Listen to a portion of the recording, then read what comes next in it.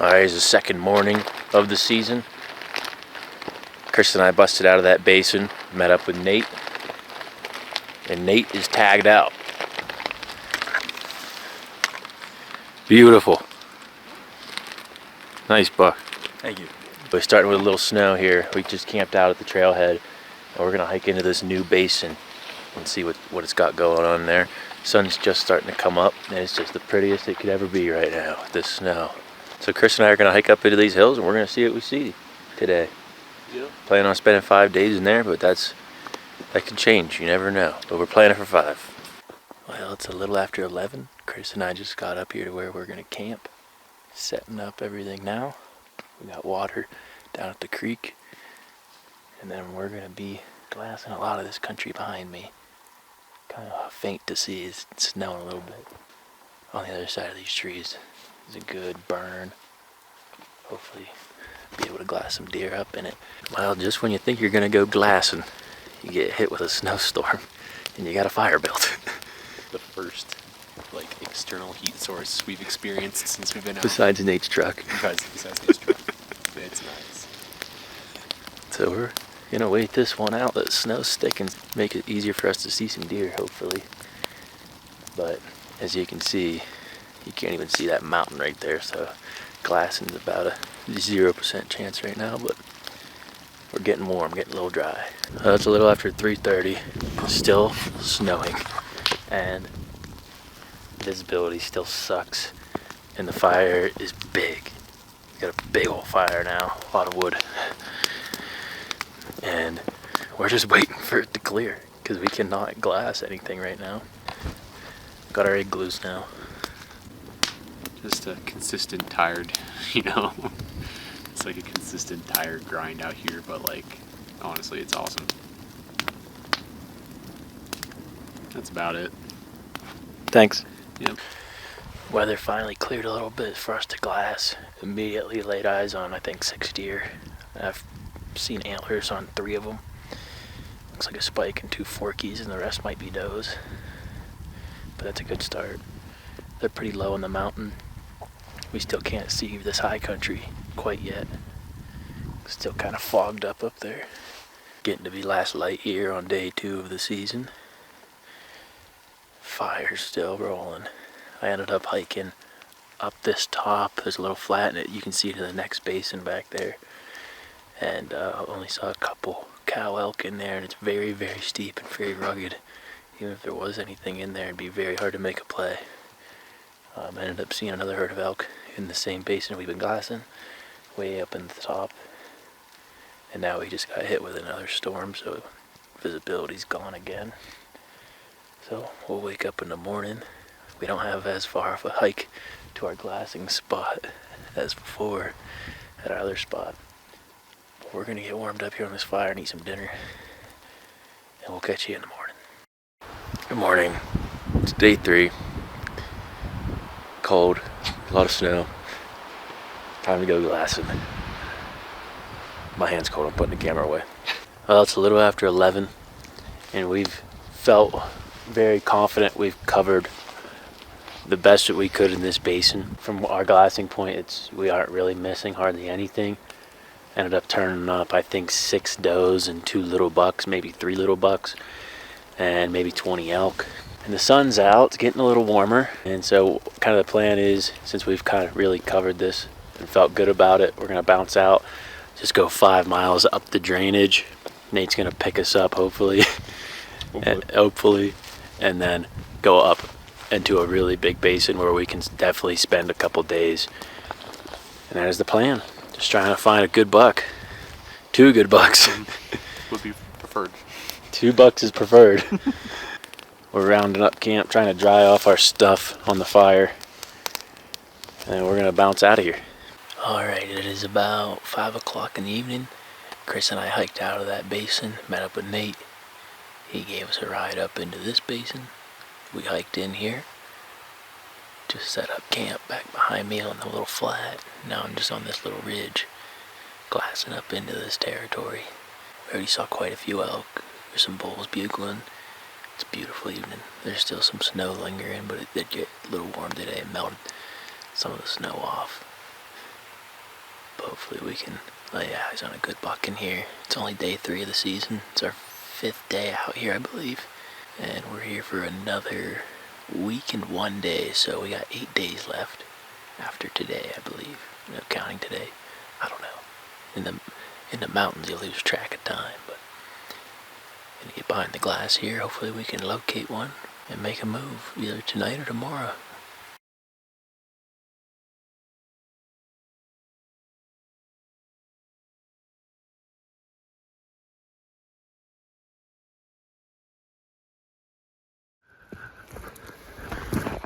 Well, I guess my goal was that if it was a whitetail big enough to shoot, I'd shoot it. I didn't really have a lot of time to go and set up on him. I was just checking on Dan. Dan's feeling under the weather right now. And he's there on the way back. Nice. He's pretty. Yeah, he is.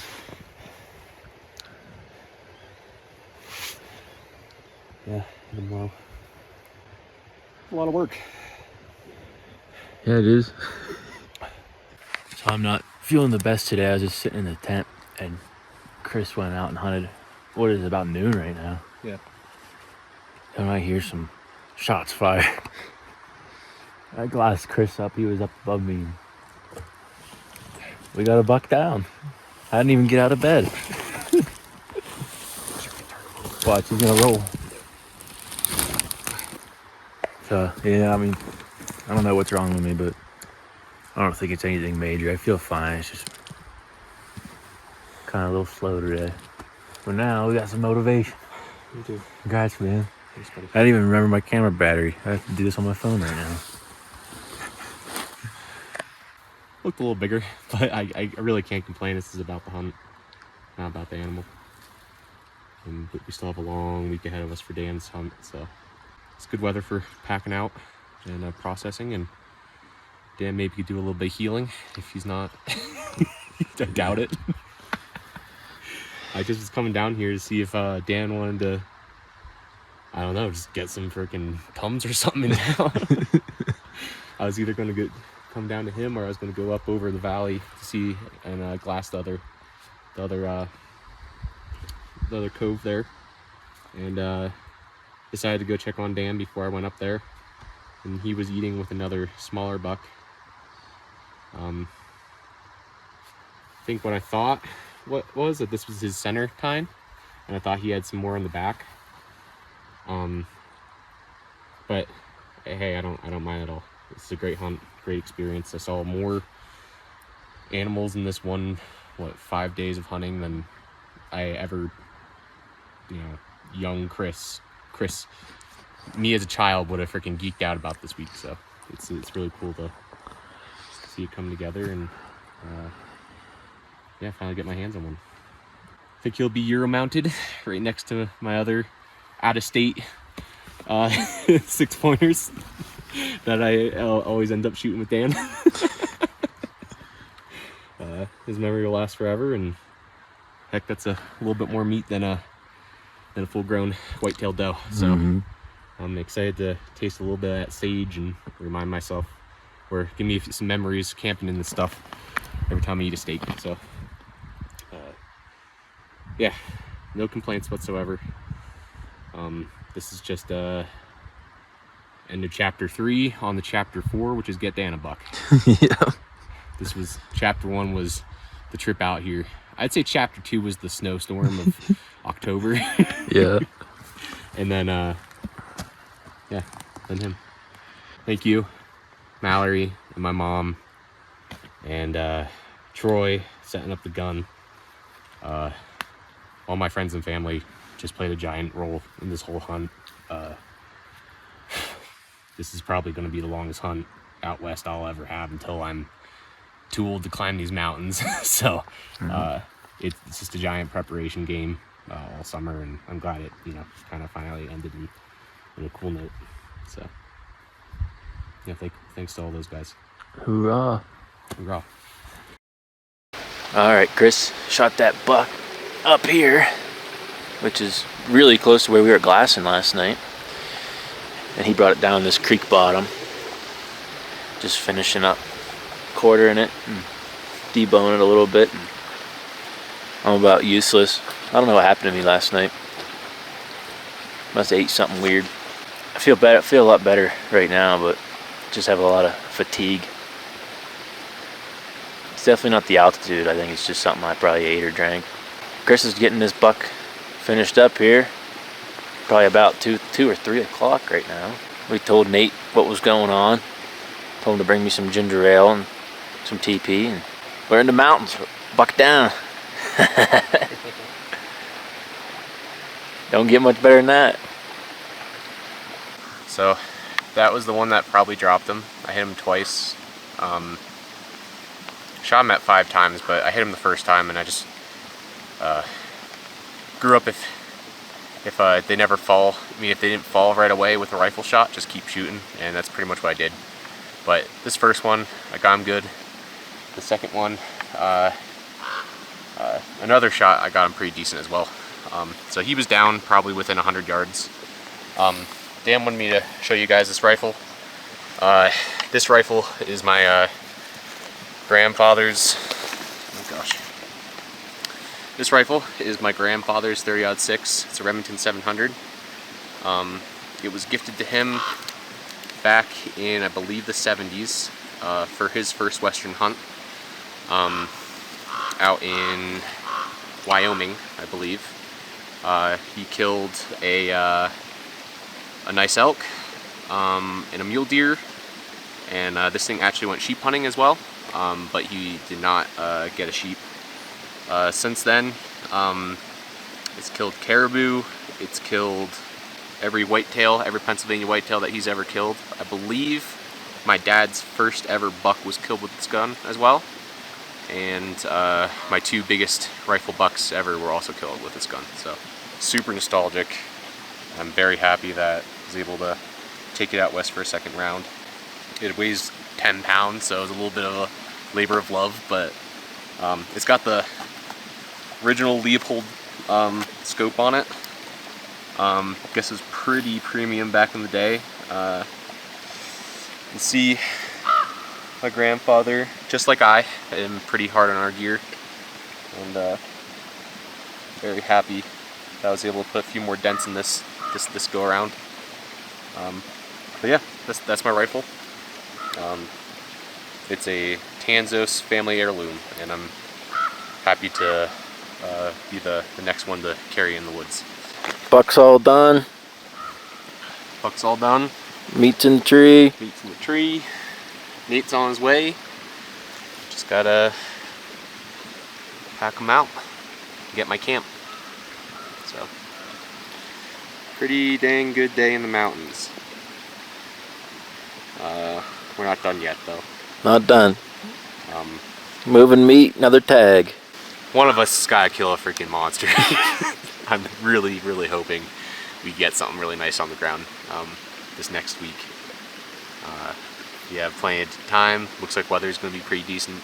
And yeah, just need to get Dan back to 100% here with this old stomach bug. And I was telling Dan last night was the first time I've ever heard him say, "Help!" I have my earphones in. I have my earplugs in because it's so quiet at night, and I started hearing stuff. So I put my earplugs in. All of a sudden I heard a. I'm like, what the heck is that? So I pull them out, and all I hear is, "Wah! Chris, help! Wah!" I'm like, and I'm glad it was just throwing up and not something too crazy, but just get Dan back to tip-top shape and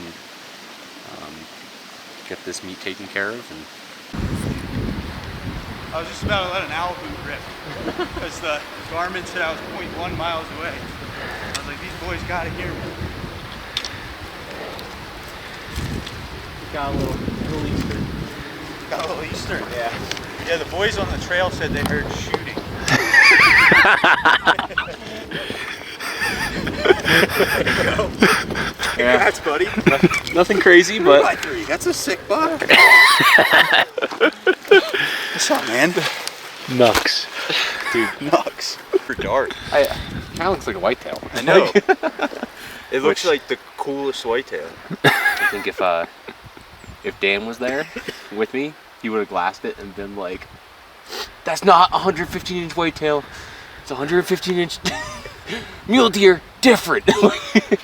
But hey, it's DIY OTC, yeah, public land. yeah, What else can you ask for? It's gonna taste good. it is. It's gonna taste good. I took my time on the meat too. It's real clean. It better taste as good as the freaking gummy peaches that I had to go to 4 stores to find.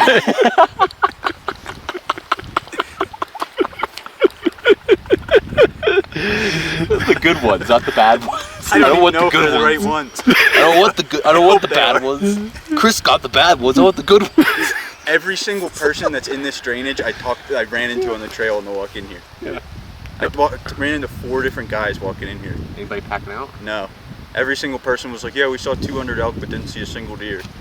And then, first off, you said second creek to the left. We have to cross this creek like 10 times. So I didn't know if you meant the second trib or the second time you cross a waterway. So at the second time you cross a waterway, I was like, what if I'm going all the way in there and they are walking out and I'm all the way in there. So I went in my bag, in my first aid kit, there was a big bandage that was white paper on the back. So I wrote a note, made a monument on the trail with an emergency packet as like a shiny marker. Yeah. And I left a note that I was like, going up the next tributary, if you are not Dan or Chris, leave this note behind. We have to frame that. No. It's literally on my freaking blister awesome. band-aid. This is the worst timing too. I was freaking an hour into boiling my buck. Oh no. So I had to dump the pot of water.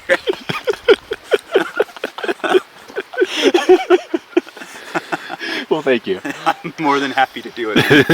Oh, this is awesome. Yeah. It's the size of the one I sold this morning.